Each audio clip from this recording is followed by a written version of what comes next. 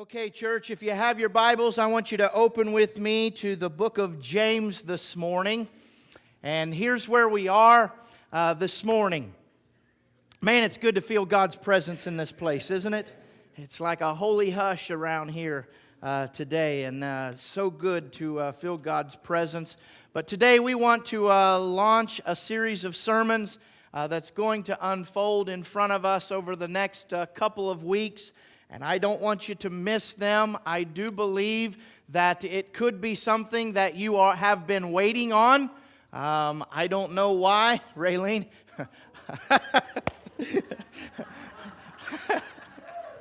I'm just going to say that every Sunday. How's that? That way I know I'm preaching to somebody, right?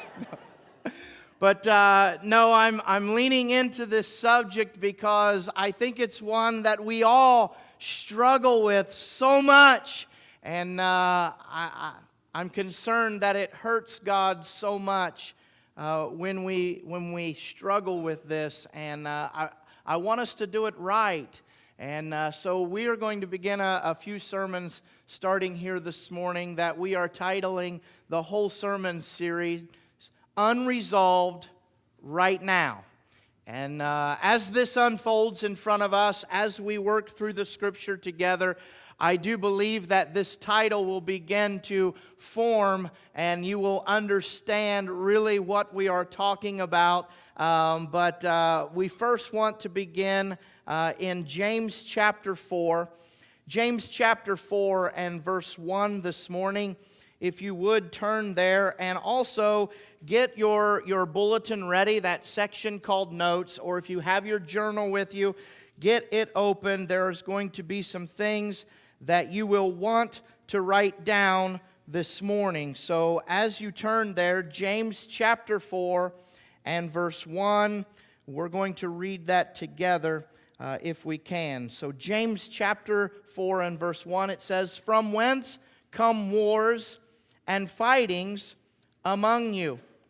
Come they not hence, even of your lusts that war in your members? Ye lust and have not, ye kill and desire to have, and cannot obtain. Ye fight and war, yet ye have not because," look at this, "because ye ask not." So this morning we're beginning by looking at the subject, unresolved right now. I'm wondering how many of you have ever heard or made, or maybe you didn't say it out loud, but certainly you thought one of these statements. We used to be close, but we haven't talked for years. I wouldn't dread the holidays so much if I didn't have to see him. I don't know how I could ever forgive, much less forget what she did to me. You see, here's the harsh reality. Every family, every church, every work group has unresolved conflict. Now let me just ask you, how many in here this morning, and I'm going to pep you up right now on this note, right? Because now everybody just feels deflated, don't you? It's just like, it's heavy. How many of you in the building this morning, you love conflict? Oh, we have to have at least one. And that person that loves conflict is like hands under the tushy, and they're like, no, I am not fessing up to this. But there's some of us, and here's why I make that point right there. Why do we view conflict as bad all the time? Why is conflict this weight, this negativity, here's why. Are you ready? You better get this. Our culture, our society has caused conflict to become something that separates us. And conflict does not have to separate us. Hey, Zach, guess what? I love you, brother, but you and I probably are not going to agree on everything. Amen. In fact, Zach and I were just out the other day, and I think I had to take a phone call, and I don't remember who it was here that called, but I'm talking to you, and I turned back around, and Zach's over on some bush pulling the, what was it called? Autumn olive. Oh, thank you. And he's pulling these autumn olive berries off of this bush, and he's over there just eating them. And I turned around, and I'm like, What are you doing? I mean, he's grazing. Come on now, right? And, you know, we might not have the same opinion of grazing, right? Which I thought was pretty cool, by the way, because I looked at him and I said, I was always told you were not supposed to eat red berries on a plant. He goes, well, these ones have little dots on them. Well, correct. I'm way wrong. But guess what? Zach and I can still get along, can't we? And you say, well, that's not a good example of conflict.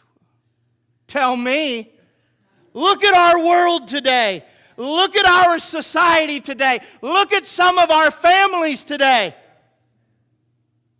And we've had smaller things separate us, haven't we?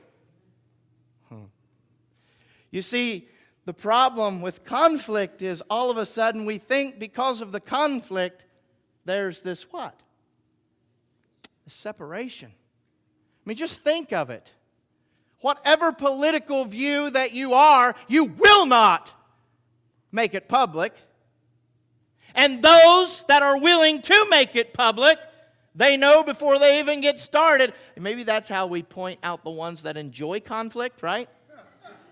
If they go public about those types of things, guess what? They must like it, because guess what? It's coming, isn't it? And watch this.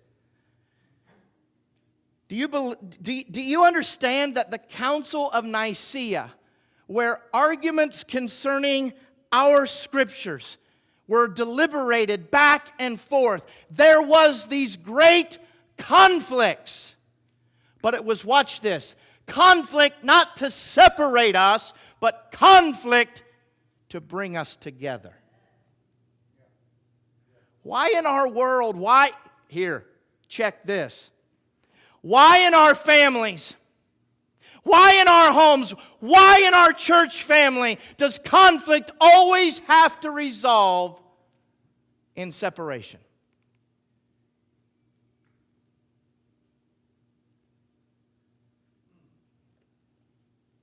Every family, every church, every work group has unresolved conflict. Catch this, write this down. Unresolved conflict robs good people of good relationships. Do you know that just because people don't talk, people don't try to get along, all of a sudden we have this relationship breakdown? I'm wondering how many good people have messed up good relationships because I'm not talking about it. Now, here's what I know. I know that every introvert right now in the building, all right? Every introvert is just going in their shell. I mean, it's... And in fact, I guarantee you there's a couple of you in here that you literally right now, you're ready to just, Pastor, I need to go potty.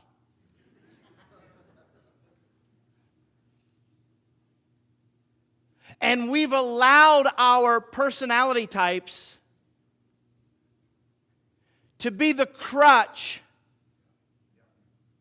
that keeps us from doing what is right. And may I say this? I'm guilty. See, Pastor, he don't preach it himself. Tell me. I'm guilty. In Lighthouse Life Development, when we teach through personality types, when no one in the class knows this, I ask them, what do you think my personality type is? And everybody in the room normally says an extrovert. Not so. I'm an introvert. But I'm an introvert that God has called to do something in front of people, so naturally people think I'm an extrovert. This doesn't come easy to me, people. I won't give you all the details, but this stomach goes through a process every Sunday to get ready to be up here in front of you. All right? I'm not going to give you any more details. You're all right, baby. We don't need to go any farther there. But this is not easy for me. And I could have used it as a crutch, couldn't I have? Isn't that what Moses tried to do in the Old Testament? He said, God, I can't do that.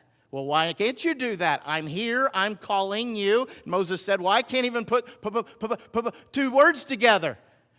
And God said this, I'll take care of that. You just be faithful and obedient. But that's exactly what we do. Because of our personalities, we all try to use that as a crutch to keep us from having to do what is right. Or, watch this. How many of us have used this when conflict comes our way? Let's just sweep that under the rug. Can somebody lift the carpet? We've got some things we got to get rid of. And what do we try to do? Especially as us introverts, we try to cover it up, don't we? Smile at me right now. Hey, all you introverts, I want you to smile. Come on, Luke. Smile at me real good right now, okay?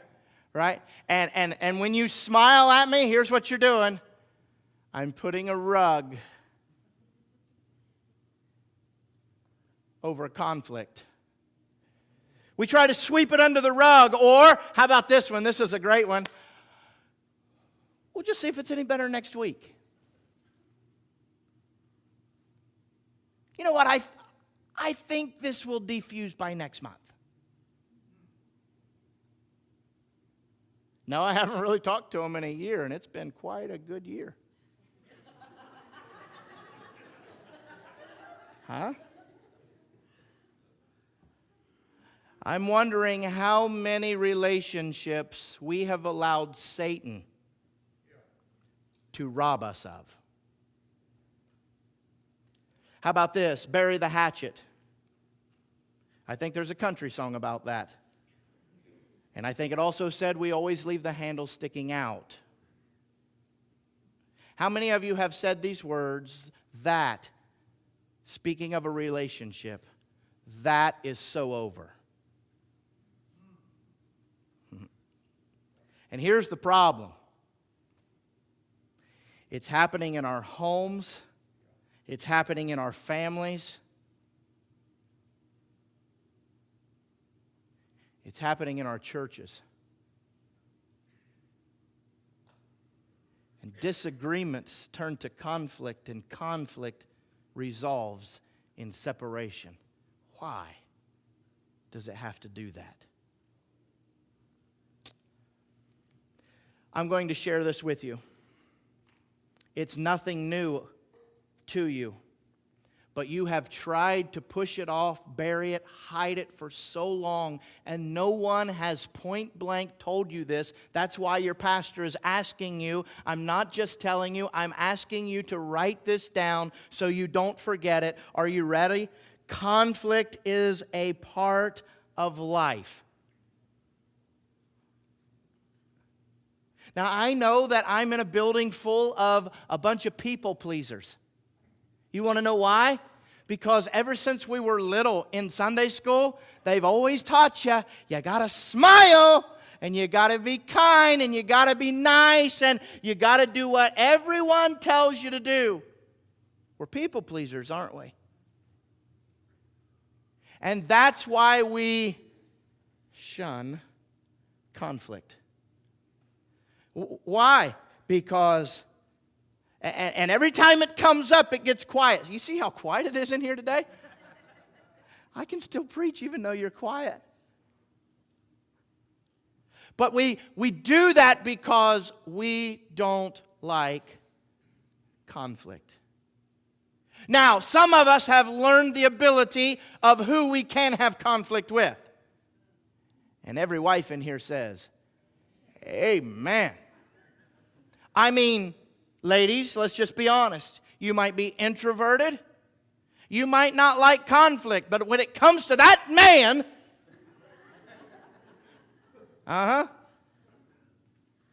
we can tell him what he needs to hear. I like that. Josh is ready to listen. Conflict is part of life. We cannot get rid of conflict. Why? Because none of us think, none of us react, none of us respond, none of us even hear the same thing at the same time. It will blow your mind what people really hear out of this sermon today. Occasionally they'll come up on a sermon like this and they'll say, Pastor, that was great out of Revelations today. And I'm going, what? I didn't talk about Jesus coming back today. Are you with me? But that's what they hear. Conflict is a part of life. So what really is the problem? If conflict is part of our world, it's part of our life, what really is the problem with conflict? Write this down. Are you ready? We don't know how to. Here's what Pastor did.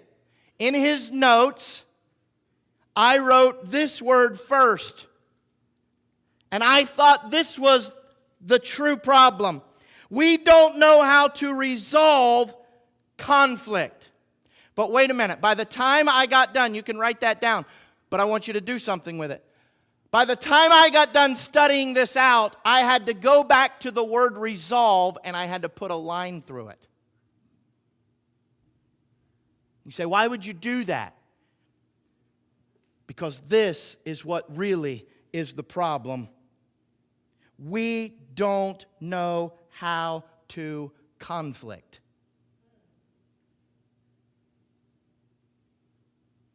Because here's the reality. There's going to be some conflict that comes up that may not get resolved.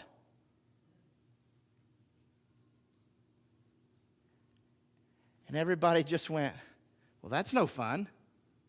You're right, it's not. Because love has to go both ways for resolution, and it's not always love both ways.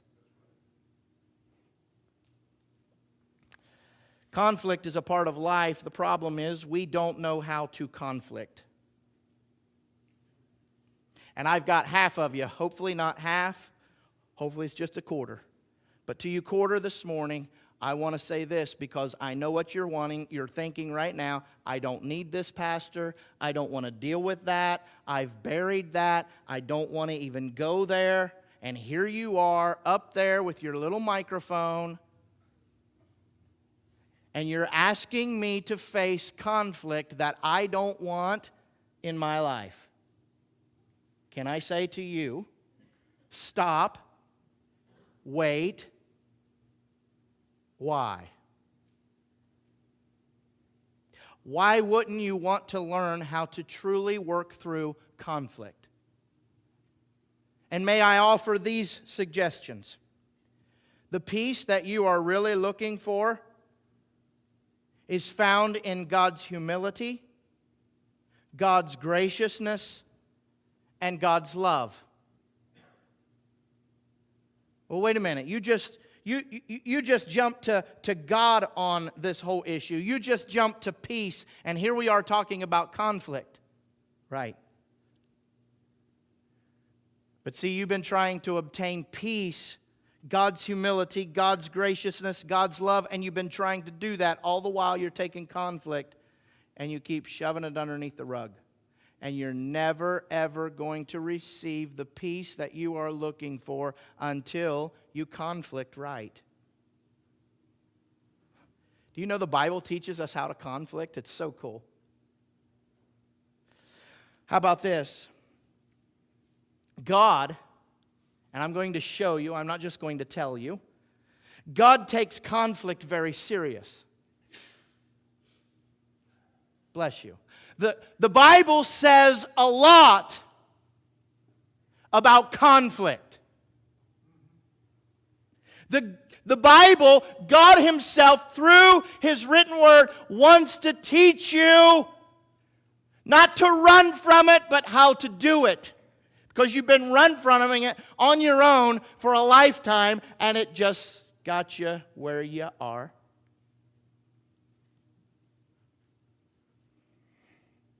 And the Bible wants to teach you how to walk through this thing called conflict the right way. You and I both know this next statement is true. Those of us that have tried to take conflict in our life and sweep it under the rug and forget about it, I've put it in the jar and buried it out in the yard somewhere. As soon as I stepped up here and gave you the title, said the word conflict, guess what resurrected itself? And here it is. You can't just let it go. And here's the thing, you and I both know it.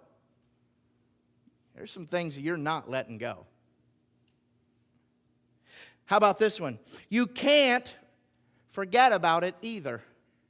You've tried, you've failed.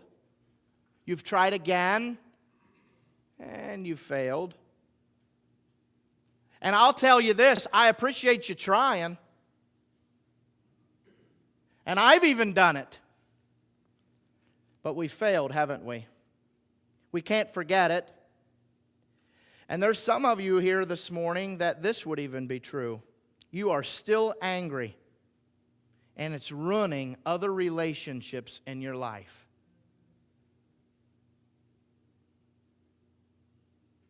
It has consumed you.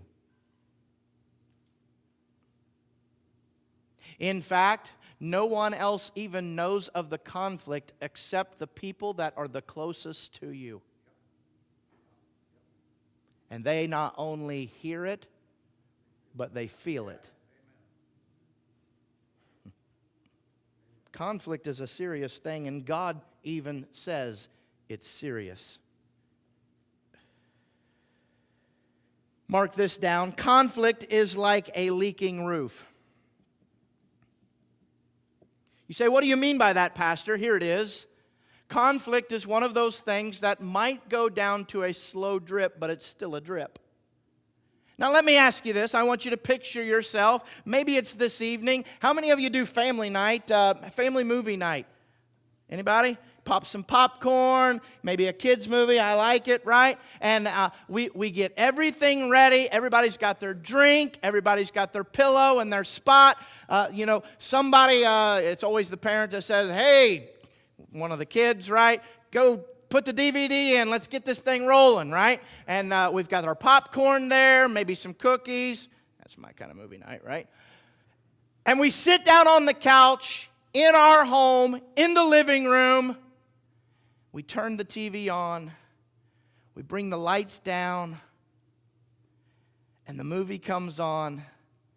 And right in between the couch where everyone is sitting and the TV, there's this drip.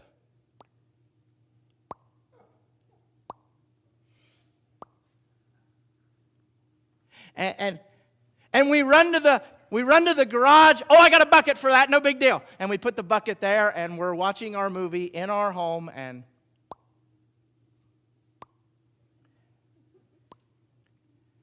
And all of a sudden, Rocky becomes Finding Nemo because the rain begins to come down harder and the drip is now this steady flow. And we go on watching our movie like nothing is going on. That bucket fills. Oh, just go get another one. Put it there. Everything's just fine. Everything's fine. Until the drywall begins to fall off the ceiling. Are you really going to sit there and watch your movie while the water is pouring out of your ceiling and the drywall begins to fall, and next thing you know, the water is seeping onto the side walls of your house? That's absurd, right? That doesn't even make any sense. What are you going to do? Even if it's raining out, hey guy, you're going to go outside, get a ladder, and try to cover the hole. You've got to fix the roof. And the same thing holds true to conflict. Conflict is like a leaking roof. Go ahead and watch TV through the drip, and let's see where that gets you. It's only going to get worse. It's not going to get better on its own. Somebody, if the relationship needs salvaged, somebody needs to say something. It's only going to get worse. It's not only going to get worse, but watch this. Can I say this? I need God in this. This is not the time, conflict is not the time to exclude God. Conflict is the time to say, hey God, we need you in full force. I need you right now. I need you to lead my heart. I need you to lead my mouth. Most importantly, I need your word to lead my actions. So let me ask you this question. When it comes to conflict, and I know for years you've been saying no conflict, don't like conflict, or don't want conflict. There's a right way to do conflict. Conflict does not have to always resolve in separation. Get that out of your mind. And if that is the idea behind the conflict, it's going nowhere. See, most of the time when we conflict, the idea that's somewhere already deep-seated back in our mind is, I really don't want this person in my life anyway.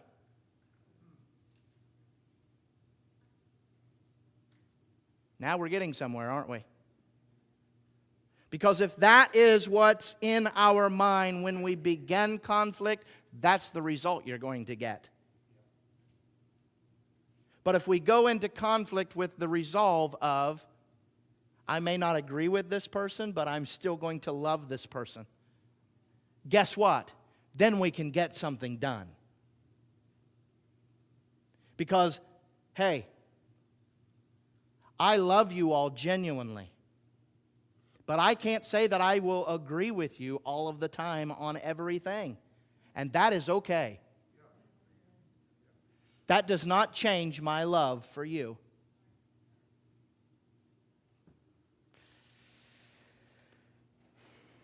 Here we go. I'm asking you this question right here, right now. How many of you are ready? How many of you are in? Pastor, if we learn to do conflict right, I'm in. I'm going to do it. I'm going to do it. I know it goes against my personality, and it might make me even go potty more times than what I normally do in a day. But Pastor, I'm in. You want to know why? Because God takes this very seriously. And God is honored when people follow His word in conflict. Here it is. Unresolved. First part of the title. Right now. Second part of the title. Are you ready? Get on this right now. Pastor, you might ask me this on the way out. How important is this conflict thing? How quickly do I need to really do this? I want to make sure you hear me right now. And watch this. Many of you are thinking, well, that's just pastor's idea. This whole right now thing, that's just his idea. Oh, Lord, help us. Matthew chapter 5 and verse 24. I want you to go there. I want you to see it for yourself. Matthew chapter 5, verse 24. If you want the full context, you can begin in verse 21 of chapter 5 of the book of Matthew. But in 24 it says this, leave there thy gift before the altar. I want you to see these next words, and if you highlight, if you circle, I've got a nice black box and a highlight on it. Here's this next word. It's powerful. Leave there thy gifts before the altar and go. Not tomorrow. Not when you get it all buried where nobody else can see it. It says, go thy way. First be reconciled to thy brother, and then come and offer thy gift. Verse 25. Agree with thine adversary quickly, whilst thou art in thy way with him, lest at any time the adversary deliver thee to the judge, and the judge deliver thee to the officer, and thou be cast into prison. You say, wait a minute. The conflict that I'm having with my wife right now is not going to lead to prison. The conflict that I'm having with my son or my daughter is not going to lead to prison. The conflict that I'm having with Pastor right now is not going to lead to prison. Oh, really? This is not my words. This is the word of God. Mark this down. The world's worst prison is the bitterness and unforgiveness you feel with unresolved conflict. You might not be physically locked up, but spiritually, you're in the pit, friend. Spiritually, you are in shackles. Why? Because of unresolved conflict. I think we learned from Matthew when he said, go. I think we learned something so powerful, so overlooked. And I don't want you to overlook it this morning. I want you to write it down. It says, right now. If there's conflict in your life anywhere, you need to talk about it right now. And I've got so many of you right now going, well, Pastor, you haven't told us how the Bible tells us to conflict yet. Right? I know that one person is sitting here this morning. You've said, well, I mean, yeah, okay, right now, but you haven't told us how to do it yet. And now when I go ahead and tell you what the plan is here for this sermon series, you're going to say, well, I'll just wait until I get all of the messages. And then you might figure out a reason not to come next Sunday and the next Sunday. I'll check Facebook and find out when he's done with this sermon series, and then we're going back, kids. Right now. When do I face this? Right now. When do I face this? The next time you see that person. Where are we headed in this? Here's where we're headed. Are you ready? If the Lord tarries and all goes well, next week I want us to drill down and learn what our Bible says about unresolved conflict. What results what happens when we live with unresolved conflict. Then here's where we're going. Resolving conflict in God's family. I love it. Guess what we're going to do? Somebody bring boxing gloves. I mean, we're pushing these chairs to the side, and I'm just joking. What we are going to do is we're going to open our Bibles, and we're going to learn what God says and learn how God says that we walk through conflict. You say, conflict for me, that's just a screaming match. No, that's not God's style of conflict. And we're going to look at what God has to say about resolving conflict. And then finally, reconciliation. How we bring this thing full circle to what? To reconcile or to restore the relationship. Here's what I need. Every head bowed, every eyes closed, no one's looking on.